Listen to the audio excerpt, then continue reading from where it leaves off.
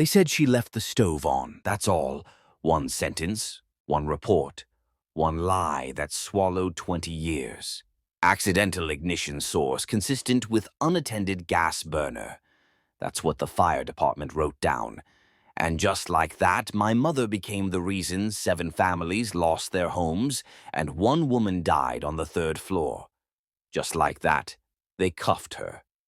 Just like that, they took her from me. I was 15. I watched from the sidewalk, wrapped in a Red Cross blanket, shaking in the dark as they pushed her into the cruiser. No sirens, no questions. Just a look from the fire chief like we were already guilty, like we were just waiting for permission to be blamed. My mom's name is Noura Hassan. She came to this country with nothing but a visa, a diploma in chemistry, and a dream she held like breath in her chest. But none of that mattered once the fire burned through the top floor of 182 Lenox Avenue. None of that mattered when the insurance adjusters showed up and the building owner whispered she was always careless.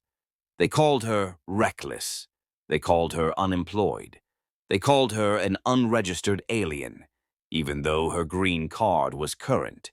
They called her guilty, but I called her mom. I lived with a foster family after that. Good people, cold house.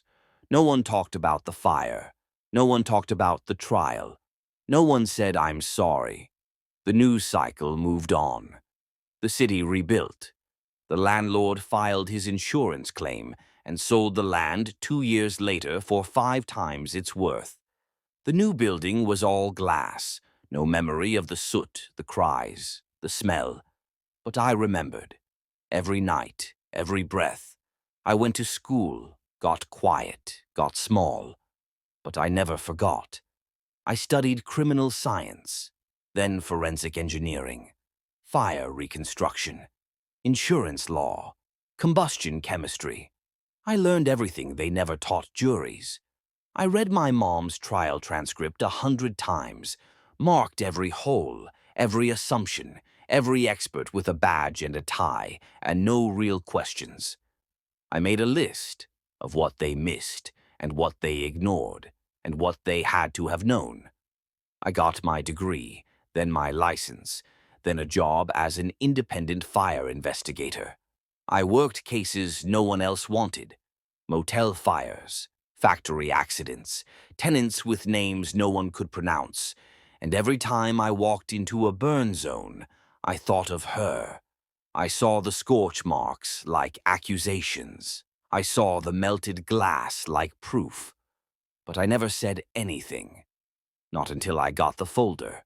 It was a box, actually, delivered anonymously. No note, just a stack of old documents. Maintenance reports from 182 Lenox. Memos from the landlord's office. Photos, emails. Invoices for plumbing repairs that never happened.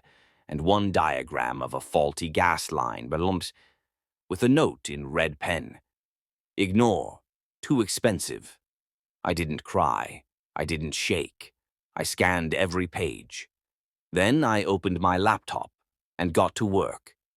I started where they said it began, the stove. I pulled the archived photos, zoomed in on the burner head. Not warped, not blackened, no signs of sustained ignition. Then I traced the burn pattern, looked at airflow, heat displacement, flashover timing. What I found didn't match the report, not even close. The origin wasn't in our kitchen, it was in the wall, behind the unit. A gas leak, slow, undetected, accumulated over weeks. I ran the model, fed it the schematics, let it simulate over and over. Every time the ignition point was at the gas junction, not the burner. And every time the fire spread vertically, up the shaft, not out from the kitchen. They had to have seen it. They just didn't care. I filed a request for case reopening. The city ignored it, so I contacted a reporter, then another, then a non-profit legal clinic. The story ran, did the city send the wrong woman to prison for the Lenox fire? Suddenly, the mayor's office had questions. I submitted a full forensic report, 61 pages, diagrams, modeling, third-party validation. Then I found the whistleblower, a former maintenance worker for the building, retired, sick, bitter. He told me, "We reported the leak 3 times. The manager said not to document it." I asked, "Would you testify?" He said, "I should have back then. I won't miss it now." We filed the motion. Motion to vacate. Filed for wrongful conviction. Filed for civil damages. The city pushed back hard, claimed procedural closure, claimed chain of custody issues. But then a court clerk found something buried in the original file, a complaint never admitted into evidence, from our downstairs neighbor dated 2 weeks before the fire. Smelling gas in the hallway, it was signed, time-stamped, ignored. The judge ordered a hearing. My mother, now out after serving 15 years, walked into the courthouse in a blue suit and hijab, quiet, straight-backed. I sat next to her, held her hand. When the judge read the words, "Conviction vacated," she didn't cry. She just whispered, "Finally." The city settled, millions. But no amount fixed what was stolen. No one from the landlord's company ever faced charges. But I filed a private suit, and I made sure every word of it was public. We won. The money, she gave most of it away. Scholarships, rent relief funds. I asked her why. She said, "Because I lost my voice. But someone else might still have theirs." Now, when I teach new investigators, I tell them, truth burns slow, but it leaves marks. They blamed my mother for the fire. But I proved it was the landlord, and I wrote it in flame-proof ink. Thank you for watching. If you want to get more that kind of stories, press like and check out our channel.